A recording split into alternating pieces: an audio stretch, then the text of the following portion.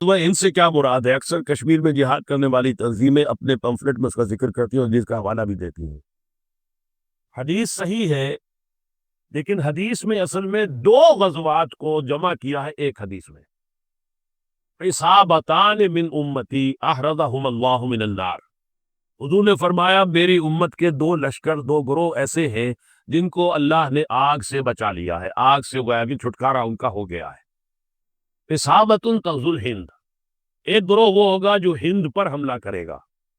وَإِصَابَةٌ تَكُونُ مَعَ عِیسیٰ ابن مریم، دوسرا گروہ وہ ہوگا جو عیسیٰ ابن مریم کے ساتھ ہو کر یہودیوں سے اور دجال کے خلاف جنگ کرے گا.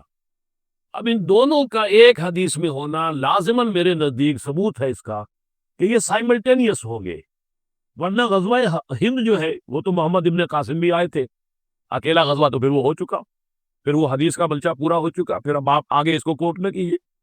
اسی طریقے سے پھر محمد غوری نے بھی حملے کیے اور محمود غزنوی نے بھی کیے.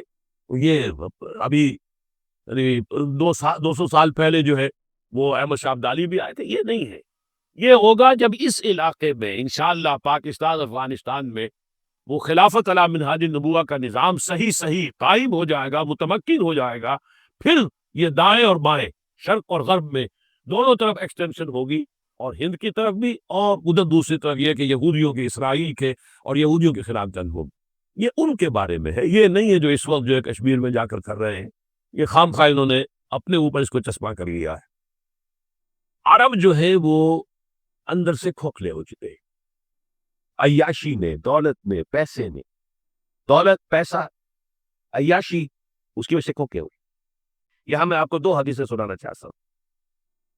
سنن ابن ماجہ کی روایت ہے حضرت ابو ہریرہ سے رضی اللہ تعالیٰ عنہ، قال قال رسول اللہ صلی اللہ علیہ وسلم اذا وقعت الملاحم بعث اللہ بعثا من الموالی هم اکرم العرب فرسا واجودہ سلاحا یوید اللہ بہم الدین. رواہ ابن ماجہ عن ابی ہریرہ رضی اللہ تعالیٰ عنہ. جب ملاحم کا دور شروع ہوگا تو اللہ تعالیٰ اٹھائے گا ایک لشکر یا لشکروں پر لشکر موالی میں سے. موالی کون؟ عربوں نے جب فتح کیا تھا اس پورے علاقے کو خلافت راشدہ کے دوران، اور پھر وہ لوگ جو ہے ایک رائے تو یہ تھی کہ غلام بنایا جائے ساری آبادیوں کو، لیکن یہ کہ حضرت عمر کا اجتہاد تھا، اس کے مطابق جو غلام نہیں بنایا گیا تو وہ موالی کی حیثیت رکھتے.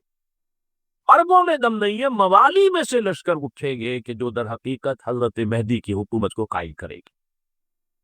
دوسری حدیث سنیے عن عبداللہ بن الحارث رضی اللہ تعالیٰ عنہ، اور یہ ابن ماجہ کی روایت ہے. قال قال رسول اللہ صلی اللہ علیہ وسلم یخرج الناس من المشرق فیوتئون للمہدی علی سلطان. لشکر نکلیں گے، لوگ آئیں گے مشرق سے، اور وہ حضرت مہدی کی حکومت کو جمائیں گے اور قائم کریں گے.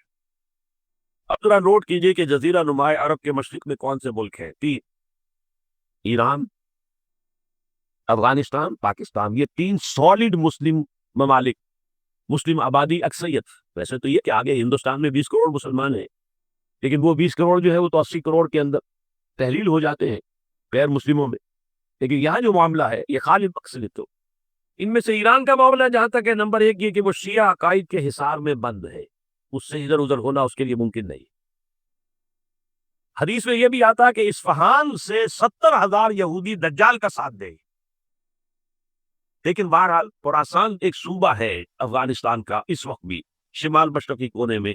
مجھے امید ہے وہاں سے خیر کی، کیونکہ خراسان کا رز وہاں پہ شامل ہے. اور حضور کی حدیث میں بعد میں آپ کو سناؤں گا کہ خراسان سے فوجیں چلیں گی جو یروشلم کو دوبارہ حاصل کریں گی، فتح کریں گی. جیسے پہلے یروشلم کھویا عربوں نے تھا، دوبارہ حاصل کیا تھا کرد نے، کرد خون صلاح الدین ایوبی رحمۃ اللہ علیہ. ایسے اب پھر عربوں نے کھویا ہے، لیکن لینے والے خراسان سے لشکر آئیں گے. یخرج من خراسان رایات سود لا یردها شیء حتی تنصب بإیلیا. خراسان کے علاقے سے کالے علم لے کر لشکر چلیں گے جن کے روح کو کوئی موڑ نہیں سکے گا جب تک کہ وہ جا کر یروشلم میں نصب کرو. اس کے بعد نام آتا ہے پاکستان کا. یہ ہے میری اور آپ کی داستان، اور یہ ہے سبب جس کی وجہ سے کہ میں آپ سے یہ گفتگو کر رہا ہوں. اصل میں تو کس لیے؟ محض ایک علمی استفادہ، محض اپنی بات آرا کو ظاہر کرنے کا شوق نہیں، بلکہ یہ کہ اپنی ذمہ داری ہم پہچانے کہ ہم کس مقام پر کھڑے. دیکھیے، اس پاکستان کے بارے میں یا ہندوستان کے بارے میں علامہ اقبال نے کہا تھا اپنے ترانہ ملی میں میرے عرب کو آئی ٹھنڈی ہوا جہاں سے، میرا وطن وہی ہے، میرا وطن وہی ہے۔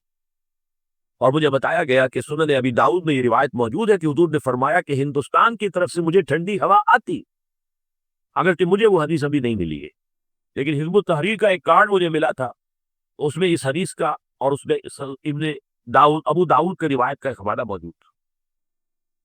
لیکن میں جو چیز آپ کو بتا چکا ہوں وہ یہ کہ الف ثانی کا پورا تجدیدی کارنامہ اس ہندوستان کی سرزمین میں ہوا۔ مجدد الف ثانی شیخ احمد سرندی، شاہ ولی اللہ تیلوی، سید احمد بریلوی، وہ تو ہمارے پاکستان میں آ کر جو ہے ان کا خون جذب ہوا ارض پاکستان میں۔ پھر شیخ الہند مولانا محمود حسن، تحریک خلافت چلی تو صرف ہندوستان میں چلی اور کہیں نہیں چلی۔ آزادی کی تحریک چلی پوری دنیا میں، وہ نیشنلزم کی بنیاد پر چلی، ملے نیشنلزم، عرب نیشنلزم، ٹرک نیشنلزم، ہمارے یہاں چلی تو اسلام کے نام پر پاکستان کا مطلب کیا، لا الہ الا اللہ۔ پھر پاکستان قائم ہوا معجزے کے طور پر، بلکہ نازل ہوا ہے لیلۃ القدر میں، انا انزلناہ فی لیلۃ القدر، جیسے قرآن نازل ہوا ہے لیلۃ القدر میں، یہ پاکستان بھی نازل ہوا ہے لیلۃ القدر۔ اس کا برقرار رہنا ابھی تک معجزہ ہے۔ ہندو یہ سمجھتا تھا، کانگریس سمجھتے تھے کہ جھٹپٹ ختم ہو جائے گا، پھر یہ کہ اس کا قرارداد مقاصد کا پاس ہو جانا، مزید بھی اور اضافی دفعات دستور میں آ جانا، اب کمرشل انٹرسٹ کو ربا قرار دے کر حرام قرار دینا، یہ سارے لینڈ مارکس ہیں کہ جو اشارہ کر رہے ہیں کسی چیز کی طرف، معاملہ کدھر جا رہا ہے۔ پھر یہ کہ یہ جو 14ویں صدی کے مجدد تھے شیخ الہند، اس کے بعد سے کچھ ایسی شخصیتیں عظیم پیدا ہوئی ہیں ہند میں، جن کو میں سمجھتا ہوں کہ 14ویں صدی کے مجدد اور 15ویں صدی کے مجدد کے درمیان، یہ 15ویں صدی کے مجدد کی راہ کو سیدھا کرنے والے، جیسے کہ حضرت یحییٰ نے کہا تھا میں تو آنے والے کا راستہ سیدھا کر رہا ہوں، حضرت عیسیٰ کے ایسے ہی 15ویں صدی کے لیے، امام مہدی کے لیے راستہ صاف کرنے والے سب سے پہلے علامہ اقبال، جنہوں نے اسلام کا تصور دین کی حیثیت سے دوبارہ زندہ کیا ہے، ورنہ اسلام ایک مذہب کی شکل اختیار کر چکا تھا۔ پھر مولانا مودودی، مولانا ابوالکلام آزاد حکومت الہیہ کے دائرے کے ساتھ میدان میں آئے۔ یہ اقبال نے جو تصور پیش کیا تھا اس پر عملی جدوجہد کے لیے حزب اللہ قائم ہوئی۔ نوٹ کر لیجیے 11 برس کا فرق ہے عمر کا علامہ اقبال کے اور ابوالکلام کے، اور 1913 میں جب حزب اللہ قائم کیے اس وقت علامہ اقبال کی ملی شاعری اپنے عروج کو پہنچ چکی۔ پھر یہ کہ علامہ اقبال کے بعد تعبیر جو ہے اس کام کی وہ ابوالکلام نے کی، لیکن روایتی علماء نے کی شدید مخالفت کی وجہ سے وہ بدل ہو کر چھوڑ گئے، کانگریس میں شامل ہو گئے، بساط جو ہے حزب اللہ کی انہوں نے لپیٹ دی۔ پھر مولانا مودودی آئے، انہوں نے وہ ڈور جو ہے اس کا سرا تھاما، جماعت اسلامی قائم کی حکومت الہیہ ہی کے قیام کے لیے، اگرچہ میرے نزدیک یہ کہ وہ انتخابی اور ایک قومی سیاست کی ایک جماعت بن کر پاکستان میں جو ہے دلدل میں پھنس گئی ہے۔ اب ہم اس کی کوشش کر رہے ہیں، تنظیم اسلامی اور یہ تحریک خلافت جس کے تحت یہ جلسہ ہو رہا ہے، یہ ساری چیزیں وہ ہیں کہ آپ کو سوائے پاکستان کے اور کہیں نہیں ملیں گی پوری دنیا۔ معلوم ہوتا ہے کہ پاکستان کو بہت بڑا رول پلے کرنا ہے اس میں، اور اس کے ساتھ اب جمع کر لیجئے افغانستان کی عمارت افغانستان، اسلامی عمارت افغانستان قائم ہو چکی ہے۔ یہ پچھلے 20 سالوں میں جو کچھ وہاں ہوتا رہا ہے اس سے پہلے تصور نہیں ہو سکتا۔ کابل جو ہے وہ تو جیسے پیرس کا تمدن تھا ویسے کابل کا تھا، وہی لباس، وہی اسکرٹس۔ یہاں جب آئے تھے شاہ ساہش ظاہر شاہ سرکاری دورے پر تو ان کی جو ملکہ صاحبہ تھی ان کے ساتھ اس اسکرٹ پہ ملبوس تھی۔ کابل جو ہے وہ بالکل ایک پیرس کی طرح کا شہر تھا۔ آج کابل جو ہے جا کر دیکھیے، علامہ اقبال کے فرزند بھی دیکھ کر آئے ہیں، تو اگرچہ وہ خود میں سمجھتا ہوں کہ خاصے انہیں آپ لبرل کہیں، آزاد خیال کہیں، لیکن اس طرح متاثر ہو کر آئے تھے کہ انہوں نے یہ کہا افغانستان میں جو میں نے حالات دیکھے ہیں کہ اگر 2-4 اور مسلمان ملکوں کے اندر یہ نظام قائم ہو جائے تو پوری دنیا مسلمان ہو جائے۔